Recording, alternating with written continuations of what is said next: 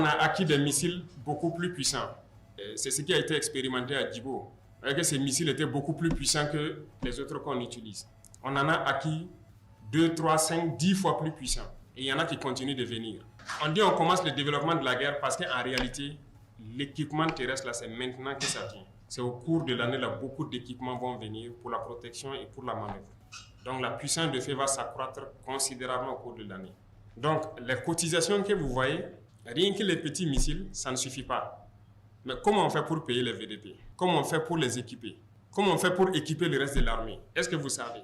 Mais c'est les ressources du pays. Ça veut dire qu'il y a eu quand même une gestion rigoureuse des ressources. Sinon, nous aussi, on pouvait aller créer des comptes offshore, transférer les milliards là-bas et puis dire qu'on fait la guerre. Mais non, on a voulu tout faire dans la guerre. Les pays étaient capables de faire la guerre, mais ça a été mal géré. Ça, il faut le dire clairement. Et qui le veut, on va le démontrer.